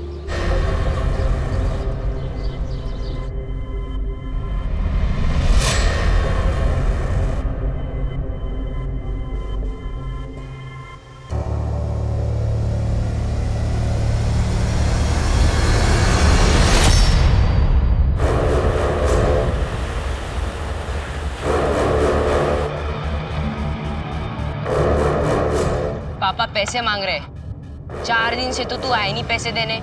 पैसे नहीं देने वाला मैं, पापा को बुला के बात करेगा मुझसे। तुझे क्या है बे, मुझे पैसे देना। दयानंद खुड़े, अपने आप को पापड़ किंग कहते हो ना? सर छोटा सा बिजनेस है। देवकी सालस्कर, 14 तारीख की रात को, जिस रात को कविता का रेप हुआ था, आप दोनों को ऑफिस में देखा गया था, कॉम्प्रोमाइजिंग पोजीशन में। सर ऐसा कुछ भी नहीं है। और किसने बोला आपको? हमें लगा आप कविता के बारे में कुछ पूछना चाहते हैं, इसलिए हम यहाँ आए। और ये सब क्या है? और क्या प्रूफ है आपके पास? अपराधियों को ढूंढने के बजाय आप हमें देख रहे हैं। आपको पता नहीं सर, इस अपराध के कारण मेरा बिजनेस कितना लॉस में जा रहा है। इलाके की औरतों ने काम पर आना बंद कर दिया है और उधर ऑर्डर पे ऑर्डर ले रखा। आप दोनों वहां थे या नहीं? हाँ या ना? और कविता उस रात वहां आई थी या नहीं? कराड़े, इन दोनों को लॉकअप में डालो, क्या दश्त ताजा हो जाएगी। साहब हमने कुछ नहीं किया साहब। साहब रात का तो पता नहीं, लेकिन दिन में मिली थी साहब वो काम पे। साहब वो सभी औरतों से किसी दिमाग के डॉक्टर के बारे में पूछ रही थी, 1 हफ्ते से पूछ रही थी साहब। देखिए देवकी जी, अब कहानियां बनाने से कोई फायदा नहीं। लेकिन साहब ये सच है कि वो बोल रही थी कि वो उसी दिन डॉक्टर से मिलेगी। वो दिमाग के डॉक्टर से मिली होगी, पूछा भी होगा, लेकिन हम आपसे ये पूछ रहे हैं कि 14 तारीख की रात को क्या हुआ था। अगर सच सच बोलना है तो बात करते हैं, वरना कराड़े। सर मैं इज्जतदार आदमी हूँ सर। सर ऐसा मत कीजिए सर। सर क्या आपको लगता है कि इन दोनों की वजह से? हो सकता है त्यागी, कविता परेशान हुई होगी और इसलिए वो फैक्ट्री पहुंच गई, ये समझने के लिए कि उसका बेटा बात क्या कर रहा था। और ये दयानंद खुड़े ये शादीशुदा है, इसलिए उसने एक घिनौना काम अपने आदमियों से करवाया होगा और फिर बॉडी को फेंकवा दिया होगा घर के बाहर, सबक सिखाने के लिए। त्यागी एक काम करो, ये दयानंद खुड़े के सारे डिलीवरी टेम्पोस की फॉरेंसिक जांच करवाओ तुरंत, कविता के खून के ट्रेसेस के लिए, और उसके डिलीवरी के आदमी और हेल्पर्स को भी लाइन अप करो, और ये कविता के बेटे और पति को शिनाख्त के लिए बुलाओ। जी सर। एक बात अभी भी समझ में नहीं आ रही है, कविता रात को निकली थी क्यों? अगर उसका बेटा फोन लेकर रात को घर से बाहर निकलता था दोस्तों से बात करने के लिए, फिर तो वो घर को आ जाता होगा, लेकिन कविता को संदीप रास्ते में ही टकराया था।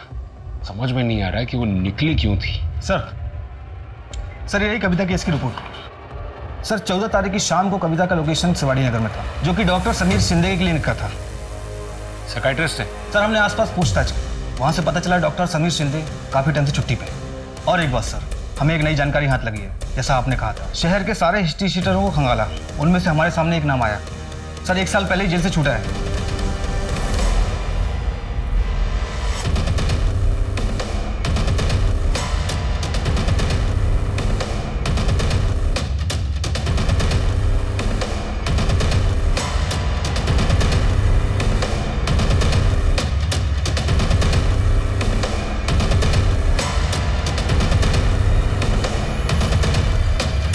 साहब मेरे को क्यों पकड़ के लेके आए? अब 1 साल पहले तू जेल से छूटा ना, चेन स्नैचिंग, पॉकेट मारी, लंबी लिस्ट है तेरी। और इस बार तो तू बाहर ग्रेजुएट बन के आया है, रेप और मर्डर भी करने लगा। और बड़े दोस्त बनाए कि नहीं? नहीं साहब, मेरे को कुछ नहीं पता। माना कि मैं गलत था, जेल से छूटने के बाद मैं सुधरना चाहता था। बीच के पार मुझे कविता दीदी मिली।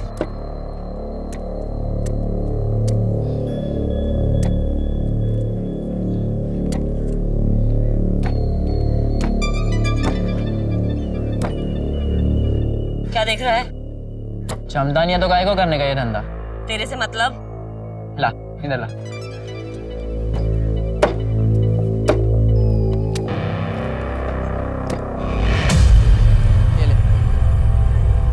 दिखता इतना सा है, पर क्या फटाफट काटा।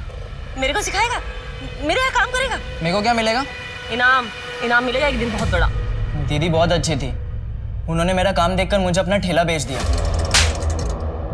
उसने तुझे ठेला बेचा या तूने उसको अपने जेल के दोस्तों को बेच दिया? चल बता, क्या हुआ था उस दिन रात को? साहब मैं सच कह रहा हूँ, मैंने कुछ नहीं किया।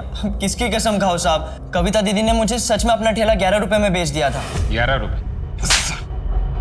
मजाक लग रहा है तेरे को? इस बार तो तू लंबा अंदर जाएगा बेटा। उसको अंदर डालो। साहब मैं सच कह रहा हूँ साहब। कुछ समझ में नहीं आ रहा त्यागी। एक तरफ ये कविता का बेटा ये कह रहा है कि कविता ज्यादा पैसा कमाना चाहती है, नाइट शिफ्ट भी करना चाहती है, और एक तरफ ये पक्या अगर ये सच कह रहा है तो 11 रुपए में ठेला बेच दिया। ये कविता आखिर करना क्या चाहती थी, और वो रात को घर से निकली क्यों?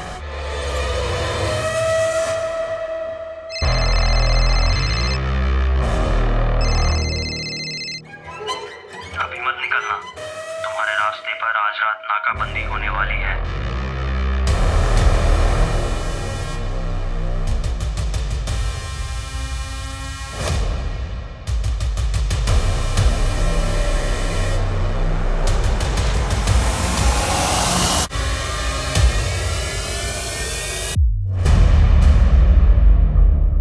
अंतिम संस्कार के लिए अपनी पत्नी की बॉडी ले जा सके। सर, पापड़ फैक्ट्री में काम करने वाले डिलीवरी मैन को कविता के पति और बेटे किसी ने नहीं पहचाना। ठीक है, रिलीज करो उनको।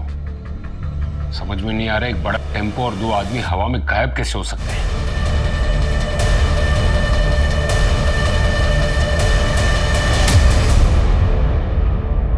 देखो कामिनी, क्यों ना हम ये सब कुछ भुलाकर एक नई शुरुआत करते हैं।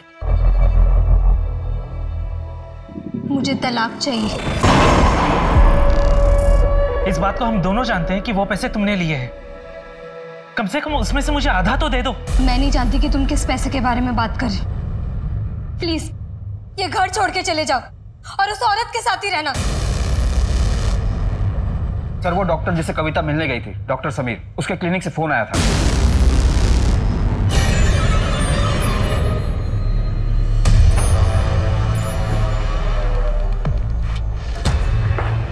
सर, मैंने ही आपको कॉल किया था। मैं डॉक्टर समीर की रिसेप्शनिस्ट हूँ। सर, इधर।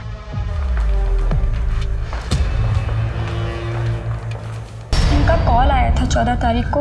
इन्होंने कहा इनको अचानक से गांव जाना होगा, तो इनके सारे अपॉइंटमेंट कैंसिल कर दूँ। लेकिन आज मॉर्निंग में पड़ोसी का कॉल आया कि इनके घर से बहुत ज़्यादा बदबू आ रही है। तो क्लिनिक में एक चाबी रहती है इनके घर की, तो मैं वो लेकर यहाँ पर आ गई। डॉक्टर साहब अकेले रहते थे, उनका कोई परिवार नहीं था।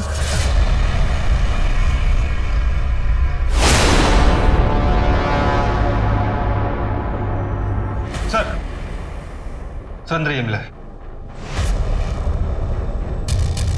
सिर्फ एक टुकड़ा यहाँ पर। इस टुकड़े से तो लगता है कि ये किसी औरत की साड़ी का या दुपट्टे का होगा। इसको एविडेंस बैग में डालो और ब्लड टाइप मैच करो और कविता की फैमिली से इसकी शिनाख्त करो। वैसे भी त्यागी, ये क्राइम सीन लग नहीं रहा है। कविता के गुनहगार तो 4-5 आदमी थे। यहाँ पर ऐसे कोई स्ट्रगल के निशान भी नहीं दिख रहे। तो एक काम करो, पड़ोसियों से पूछताछ करो और घर के बाहर CCTV कैमरा भी है। 14 तारीख की फुटेज निकलवाओ।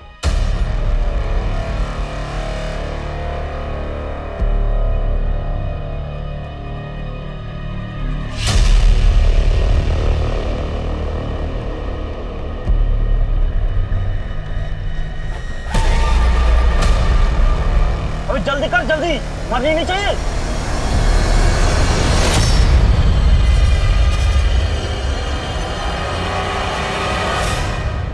डॉक्टर साहब, आजकल मुझे नींद नहीं आती। मैं 4-5 रोज से सोई नहीं हूँ। मेरा एक हाथ भी कांपता है। बहुत मेहनत कर रही हूँ ना आजकल। मेरे पति तो कुछ करते नहीं हैं। जब से उसने नौकरी छोड़ी है वो अजीब सा बर्ताव करता है। पता नहीं उसको क्या हो जाता है। मुझ पर हाथ उठाता है, बिना बात के चीखता है, लोगों से झगड़ता है। देखिए, आप परेशान मत होइए। मैं आपको 7 दिन की नींद की दवा लेकर आऊँ, उसे आप लीजिए, आप ठीक हो जाएंगे। और अगर आपके पति ज़्यादा ही गुस्सा दिखाएं तो उन्हें चाय के साथ 1 बूंद डाल के दे दीजिएगा। मैं तो कहता हूँ उन्हें आप यहाँ ले ही आइए।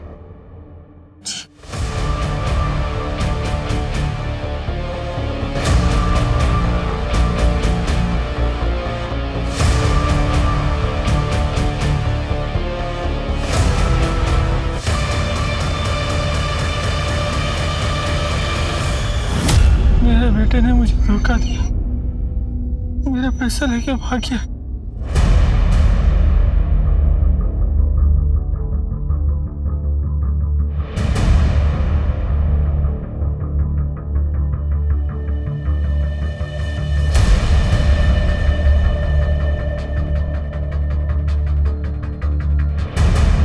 सर, 2 आदमी आते हैं करीब 4 बजे। घंटी बजाते हैं, डॉक्टर समीर दरवाजा खोलते हैं और 5 मिनट बाद वहां से निकल जाते हैं। सर, फॉरेंसिक ने कंफर्म किया है कि कपड़े के टुकड़े पर लगा खून कविता का ही है और उसके बेटे ने भी यही बात बताई कि कविता उस दिन वही साड़ी पहनकर गई थी। कपड़े का टुकड़ा साड़ी से मैच करता है सर। 4 बजे? इसका मतलब है बॉडी को घर के बाहर फेंकने के बाद। तो फिर वो टुकड़ा वहां कैसे? अब तक की इन्फॉर्मेशन के मुताबिक कुछ ऐसा हुआ होगा। 14 तारीख की रात को कविता घर से बाहर निकली, अपने बेटे से टकराई। उसके बाद वो कहाँ गई उस बात की अपने पास कोई इन्फॉर्मेशन नहीं। उसके बाद उसके साथ जुर्म होता है, उसे घर के बाहर फेंका जाता है करीब 2:30 बजे। फिर 4 बजे वो दोनों लोग डॉक्टर समीर का खून करते हैं। फिर वही दोनों लोग या तो डॉक्टर समीर से फोन करवाते हैं या खुद ही रिसेप्शनिस्ट को कह देते हैं कि डॉक्टर समीर छुट्टी पर गए हैं। डॉक्टर समीर के प्रिस्क्रिप्शन रिकॉर्ड और कॉल रिकॉर्ड से एक बात तो साफ है कि कविता उस दिन कंसल्टेशन के लिए गई थी और उस दिन वो डॉक्टर समीर से पहली बार मिल रही थी।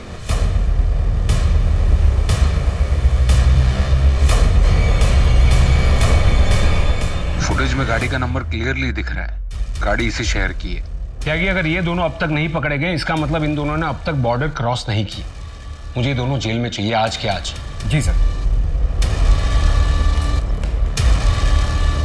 हेलो, संदीप और किशोर पर कड़ी नजर रखना, नहीं तुम वहां से हिलना नहीं, ठीक है?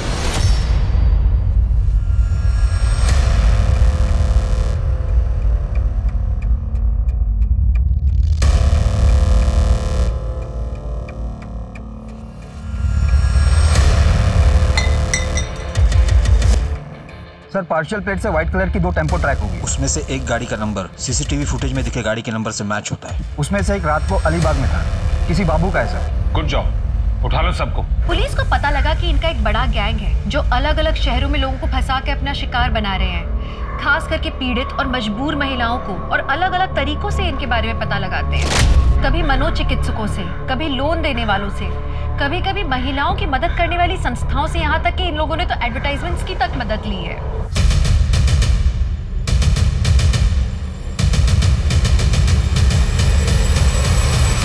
सबसे पहले तो तू ये बता कि रेप और मर्डर करके इतने दिन हमसे बच के तू गायब कैसे रहा? इस प्लान में और कौन कौन शामिल था तेरे साथ?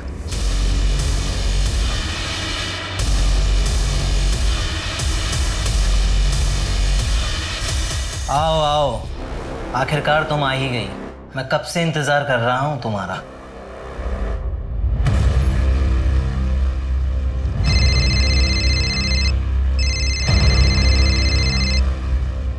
हेलो, हाँ ठीक है, पहुंच रहा हूँ 20 मिनट में। चलो, कितनी बार बोला ऐसे बुलाने का नहीं। तेरी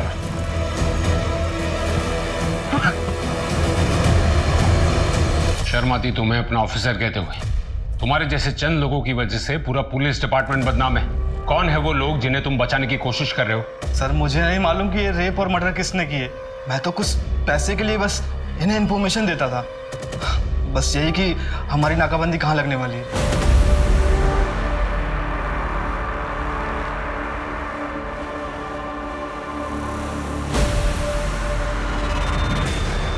मैम, आप बहुत लकी हैं क्योंकि इस साल हम सिर्फ 2 और ग्राहकों की सेवा कर सकते हैं।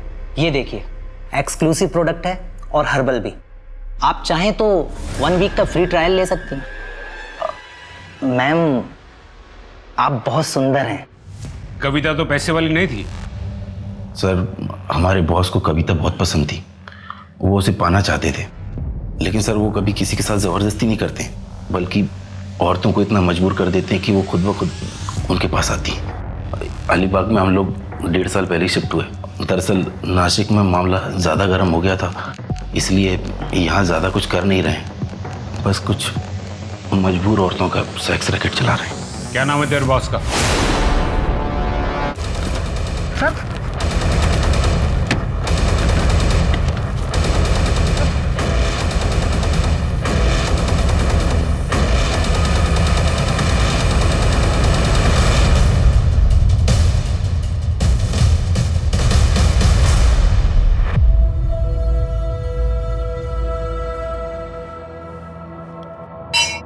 देख कविता, पुजारी जी यहाँ नए हैं, लेकिन इन्होंने मेरी बहुत मदद की है। मुझे यकीन है कि इनके पास तेरी भी समस्या का कोई ना कोई समाधान जरूर होगा। तो कितनी बार मंदिर आते, मैंने कितनी बार कहा, कभी मिल तो ले। मैं आपकी समस्या समझता हूँ। आपको अपने घर पे एक विशेष पूजा करनी है और फिर उसके बाद आपके जीवन में खुशहाली ही खुशहाली आएगी। मेरी बीवी आई थी क्या इधर, कविता? जी हाँ, मैं ही आपके घर पर पूजा की तैयारियां कर रहा हूँ। कोई जरूरत नहीं, पूजा कैंसिल। कोई समस्या? अरे समस्या आप हैं, आप जैसे लोग हैं जो भगवान का नाम दिखाकर हमें डराते रहते। पंडित जी, मैं अपने पति के व्यवहार के लिए आपसे फिर से माफी मांगती हूँ, लेकिन मुझे आपकी मदद की जरूरत है। ये आपके लिए परीक्षा की घड़ी है। यदि ये पूजा आपके घर पर नहीं हो सकती तो मेरे पास एक पवित्र स्थान है जहाँ ये पूजा की जा सकती है। 14 तारीख की रात, जो कि एक शुभ मुहूर्त है, तब ये पूजा की जा सकती है। जी पंडित जी, मैं आऊंगी। उस वक्त मेरे पति और मेरा बेटा सो रहे होंगे, मैं जरूर आऊंगी। और आपकी दक्षिणा? जो आपकी खुशी हो, लेकिन अधिक प्राप्ति के लिए आपको एक बलिदान देना होगा। एक ऐसी चीज जो आपके जीवन में कुछ मोल रखती हो, उसे आपको 11 रुपए के लिए बेचना होगा। जी।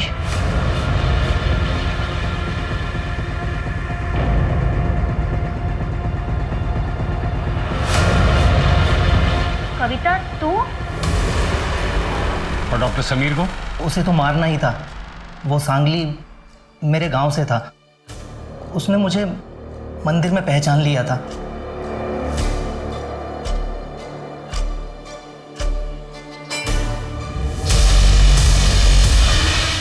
अरे विजय जी, आपको कोई गलतफहमी हुई है।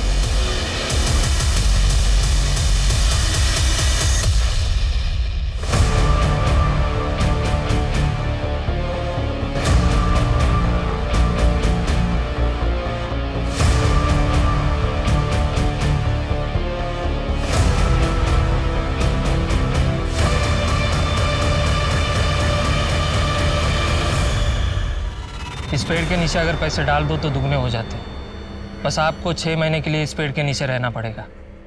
ऐसा ही पढ़ा है मैंने। मुझे बहुत जल्दी समझ में आ गया था कि लोगों को बेवकूफ़ बनाना कितना आसान है।